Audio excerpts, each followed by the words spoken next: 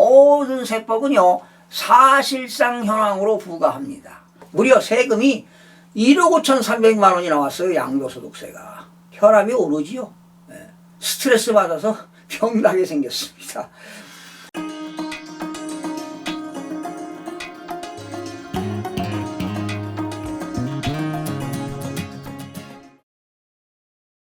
시청자 여러분 안녕하세요. 김동수입니다.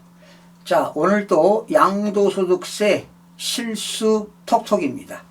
실수로 양도소득세를 억 단위 이상 세금을 납부한 사례를 소개하겠습니다. 서울의 그 성동구에 사는 사람인데요.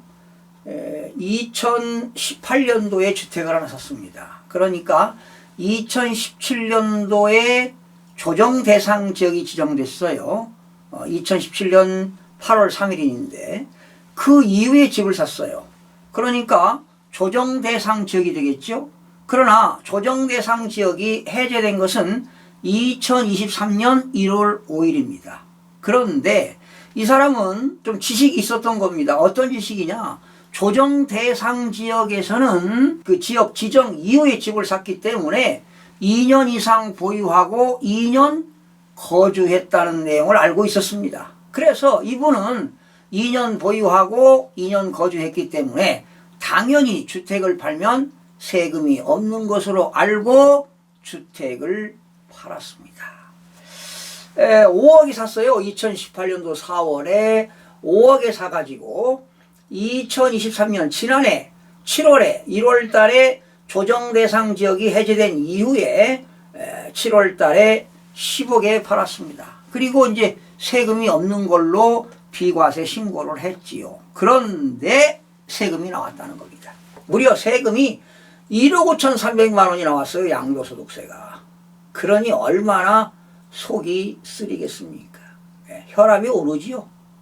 스트레스 받아서 병나게 생겼습니다.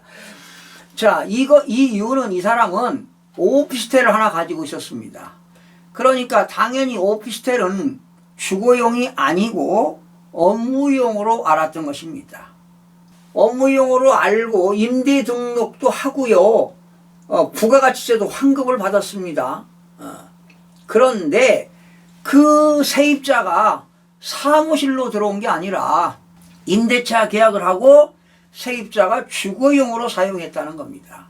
전입신고를 안 했어도 주거용이고 전입신고를 했다 하더라도 주거 목적이면은 주택으로 보는 겁니다. 바로 전기도 쓰고 전기수도 가스를 이용하게 되면은 그 이용 상태에 따라서 파악이 됩니다. 그러니까 업무용이 아니고 누군가가 주거용으로 사용했다는 겁니다. 그러면 우리 소득세법에서는 사실상으로 확인합니다. 사실상 주거용이냐 업무용이냐. 그런데 세입자가 업무용이 아닌 사업자 등록하고 사무실을 한 것이 아니라 전입신고하고 주거용으로 사용했다는 겁니다. 설령 전입신고를 하지 아니했다 하더라도 거기서 먹고 자고 주거용으로 사면 그건 주택으로 간주한다는 겁니다. 사실상으로 판단한다는 것입니다. 그래서 이 사람은 무려 세금이 1억, 양도소득세가 1억 5,306만 원이나 세금을 폭탄을 맞았습니다. 여러분 얼마나 속이 쓰리겠어요. 오피스텔이나 레지던스, 생활형 숙박시설 이런 것들을 주거용으로 쓰면 다 주택입니다. 그러나 이런 레지던스라든가 오피스텔이라든가 생활형 숙박시설에서 사업자 등록을 하고 업무용으로 사용하면 사무실이 되는 겁니다. 그러나 사무실로 사용하지 않고 주거용으로 사용하면 주택으로 본다는 것입니다. 그런데 여러분이 신고할 때 우리 주거용으로 사용하지 않았습니다. 그랬을 때 세무서에서 담당 공무원이 나옵니다. 사실 확인하는 거지요. 일정 요건을 충족했다는 겁니다.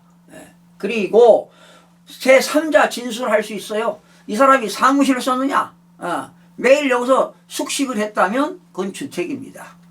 그래서 담당 그 세무 공무원이 나와서 확인하는데 거기서 식생활을 했다는 거예요. 식생활. 그건 주거용입니다. 주거용이야. 거기서 출퇴근을 했다. 먹고 자고. 매일같이 만약에 자가용이 있는데 그 자가용을 가지고 직장까지 갔습니다. 몇 킬로냐?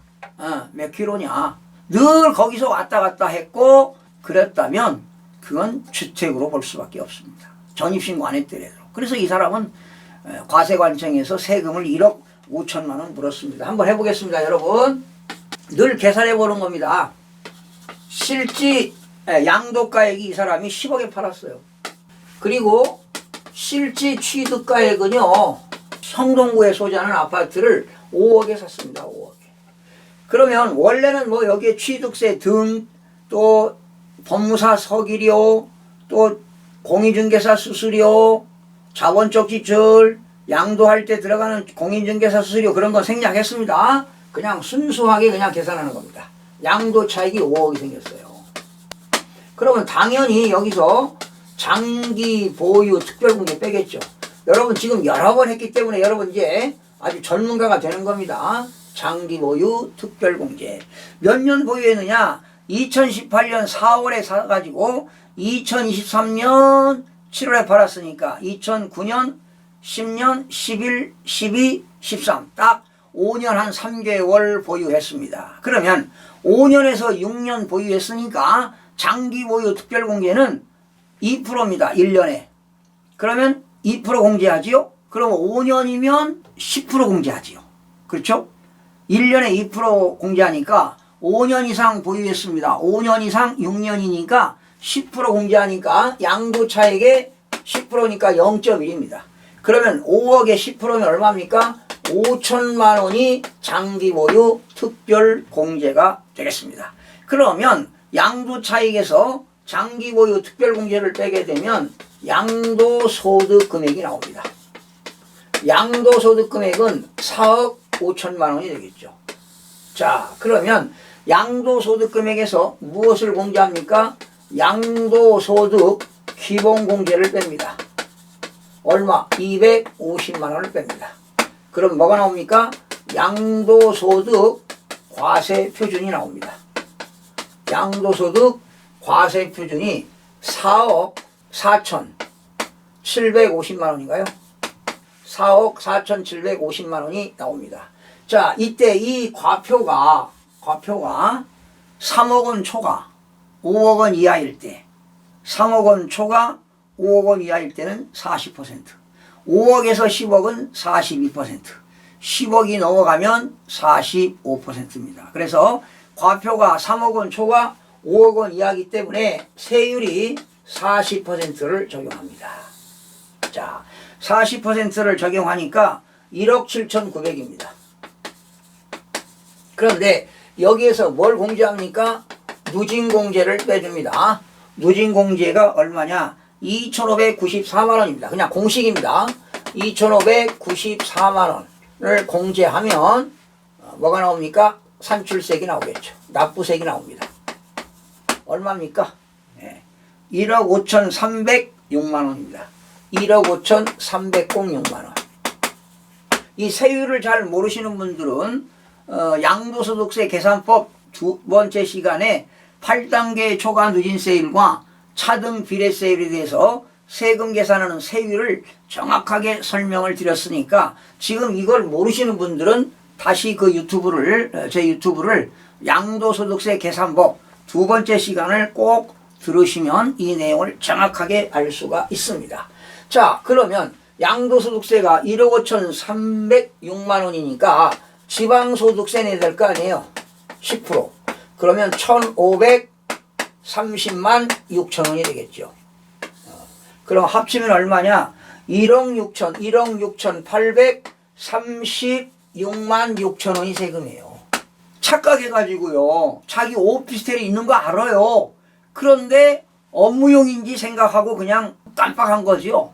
그런데 세입자가 전입신고하고 전입신고 안 했다 하더라도 사실상 세입자가 주거용으로 사용했다면 주택으로 보는 거예요. 공부상하고 관계없습니다. 모든 세법은요. 사실상 현황으로 부과합니다. 공부상에는 업무용으로 되어 있죠. 오피스텔이. 레지던스라든가 생활용 숙박시설. 그런데 이것이 업무용으로 써야 사무실로 보는 거지요. 주거 목적이라면 주택으로 보는 겁니다. 공부상하고 관계없습니다. 사실상 현황이 주택이라면 주택으로 주거용으로 사용했다면 주택으로 보아서 1세대 2주택이 되는 겁니다. 그래서 아파트를 판 거는 양도소득세를 과세해야 된다는 겁니다. 예? 그러면 원래는 오피스텔을 먼저 팔아야 되겠죠.